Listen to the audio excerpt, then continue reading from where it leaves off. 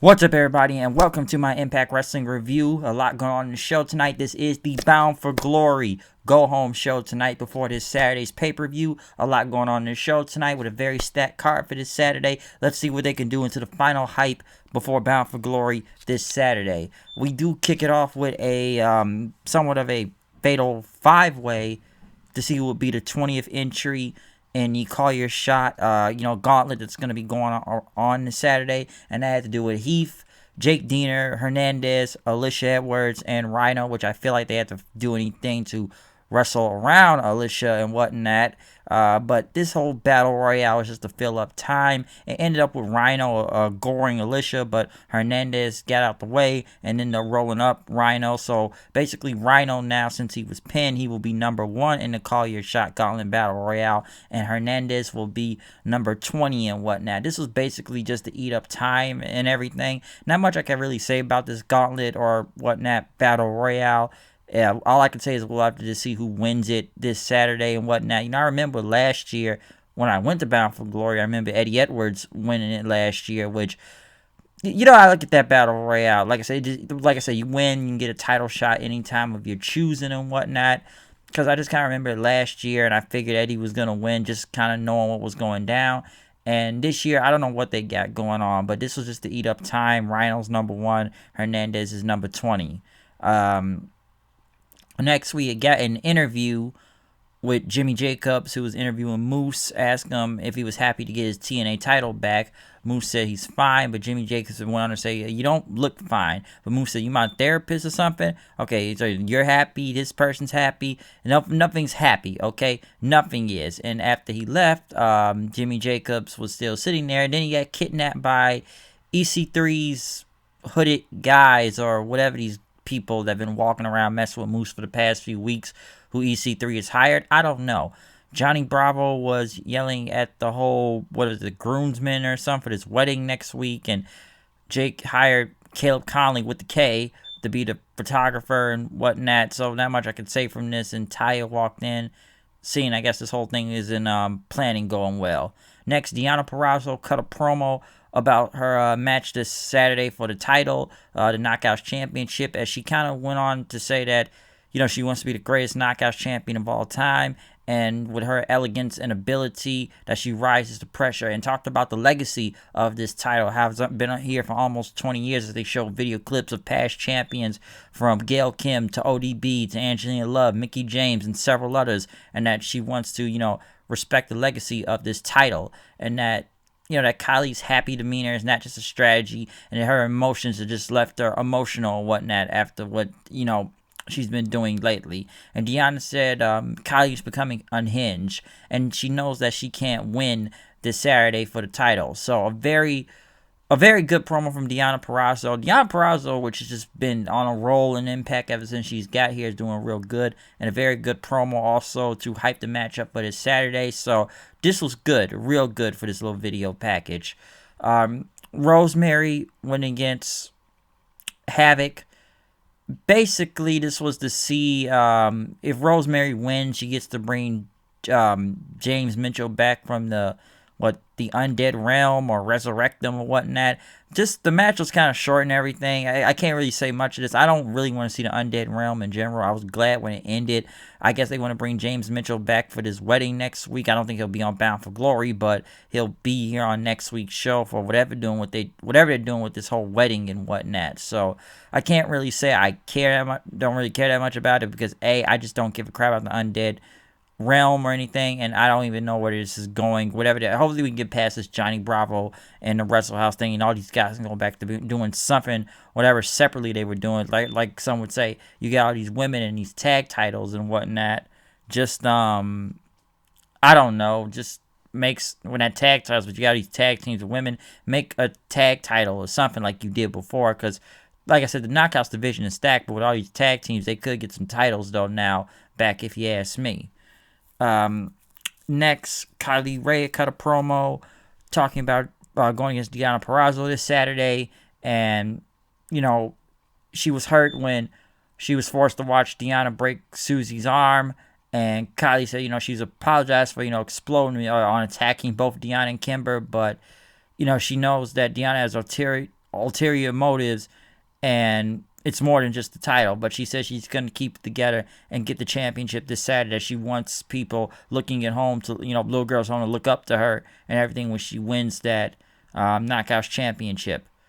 They went back to the EC3 followers or the hooded guys dragging Jimmy Jacobs out of whatever van or something into some warehouse, which they sat him down. EC3 basically sat up to him and says, "There's nowhere to go, and it's just you and me." As Jimmy Jacobs says, where are they now? And EC3 says they are prisoners in their own mind and they are in their narrative. As EC3 said that, "Jimmy, you're in my narrative right now." And Jimmy wanted to know what the narrative was. And EC3 said the narrative has changed as they talked about his black eye. And EC3 says mind, body, and soul are wounded. But, he talked about Caratus on, I don't know the word, on basically the bridge, and saw what Moose was going to do. And EC3 wanted to say that Moose is a false idol, and he claims, he can take that title back, and Moose needs to be what he needs to be. But EC3 said that Moose that beat him down was controlling his own narrative, and Saturday Moose is going to learn that he can become what he can become in EC3's hands. That EC3 said, he fights for control, purpose, and himself, and that he's here to destroy his past, and that he's going to take the TNA title and burn it to ashes this Saturday at Bound for Glory. And he went on to basically say he's going to beat Moose for the belt, and basically he could burn it in any moment and whatnot. And he wanted to lure Moose because after what he did last week, that he just wanted to see if he could become the real Moose and everything, and that you're slowly becoming what you're supposed to be. You have been warned. Another good promo from EC3. I don't know where this is going sometime, especially when he's saying control your narrative, which I get, but he's just somewhat talking about how,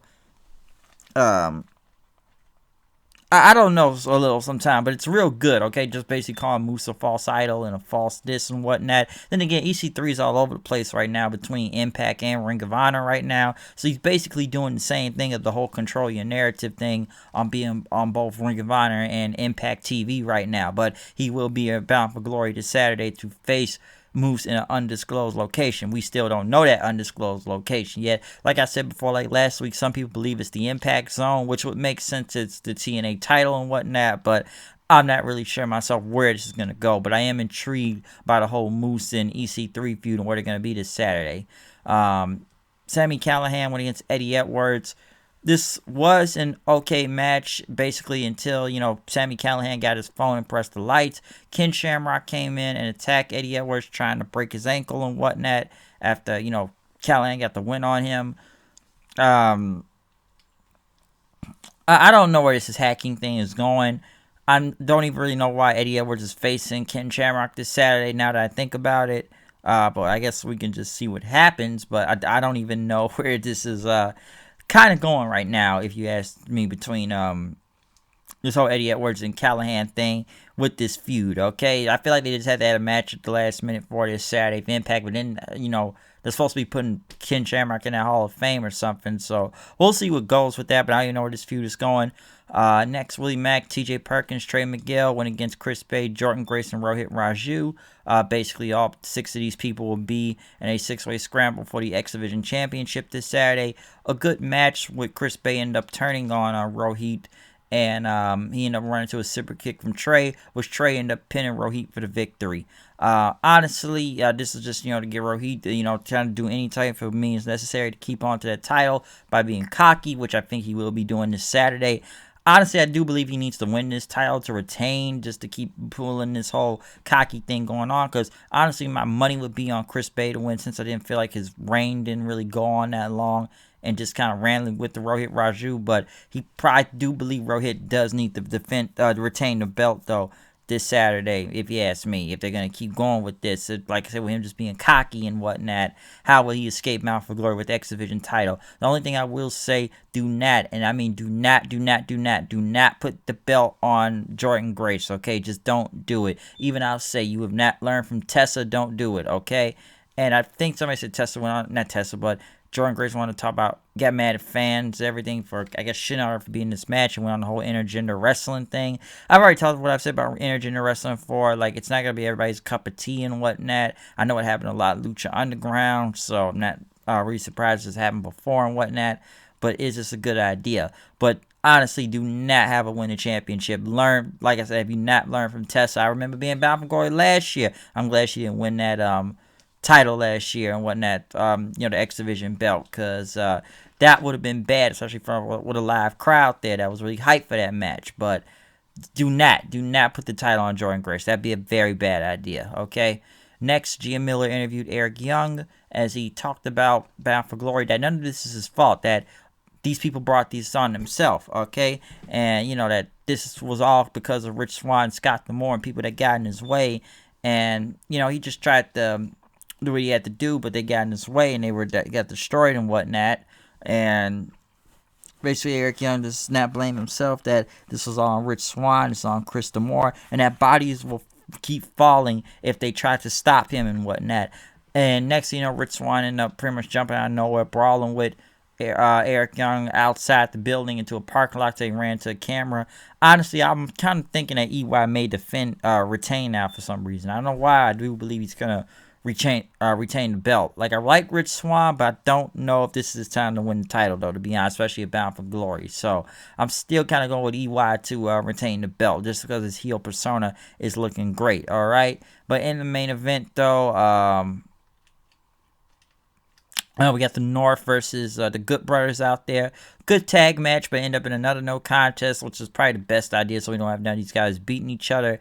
As they brawled, Madman Fulton and Ace Austin came out. Next thing you know, the Guns came out as they pretty much stood tall with the Good Brothers, and before they could shake hands, the Good Brothers ended up turning on them, pretty much hitting a stun gun onto Shelly, and then they hit the Magic Killer onto Sabin then before the show closed and whatnot. So basically just giving you a preview for this whole fatal 4-way tag team title match that's going to be happening, okay? Like I said, given the matches to what I've seen here between Eddie and Shamrock, I don't know why this feels last minute in a way. The 6-way scramble, I'm kind of saying Rohit needs to retain. Moose versus EC3 in this undisclosed location should be good, but I'm not really sure who's going to win that one. Probably Moose. Deonna Purrazzo and Kylie Ray should be really good. Probably seeing Purrazzo retain the title, maybe. Like I said, a fatal 4-way tag title match thing. Probably see the Guns retaining. Maybe see the Guns, but I see the Good Brothers winning this match, okay? It's got to be one of the two. Who's ever going to win? Like I said, one thing I will add, I did check out some of that Talking Shop thing before I did this review. I'm probably going to watch the rest of it right now. But whatever they're doing out of this beer keg Talking Shop, it's actually pretty funny, okay? I'll admit that. It's actually pretty funny. But like I said, the Good Brothers stood tall in the ending of that segment and whatnot before the show went off the air. But it was a good show for what it was. Basically, this was just to give final hype for Bound for Glory, a lot of it filler and whatnot, but this was still pretty good, though, as they preview for this Sunday of whoever is involved in these matches will be involved. So anybody that really had a match tonight will have a match on Sunday and whatnot, or video package that has happened throughout the entire night, okay? Other than that, though, I will see you this Saturday for a review for Bound for Glory. I'm trying to see if we can still go do a joint review. I'm not really sure if that's going to happen yet. I got to talk to my partner about it, since he's always on the show. I don't know how that's going to work, but he does want to kind of see more of Impact nowadays. And he was kind of looking forward to this pay-per-view this Saturday for Bound for Glory, okay? Other than that, though, other than that, good show. That's all I can really say from this and whatnot. Feeling a little tired here tonight, but like I said, good show. I'm gonna go check out this whole beer cake thing that's going on and whatnot. But this was not good. Other than video package or matches to give you the final hype of the show and whatnot, this was not bad. Okay. But other than that, comment, subscribe, follow me on Twitter. Tell me what you think about Impact. Are you ready for the go home show this Saturday for Bound for Glory? Bound for Glory is going to happen. We will have a review of that. And like I said, maybe a joint review if I get my partner to join up in on me for a review and whatnot. I'm not really sure. But other than that, though, yes. Tell me what you think about the show. What are you looking for most to Bound for Glory this Saturday? For Impact or anything on the show tonight? Did this give you enough hype before the show on Saturday? I don't know where it's really going to be. Most likely where they are right now. I don't remember the location where they were going to be. I don't think that ever was announced because that was many, many months ago. Like I said, last year it was in Chicago or whatnot. I was there at the show and I had a very fun time. You can go check out my review or anything that is uploaded online. Film was almost similar to what's going on tonight, okay? So go check that out and everything.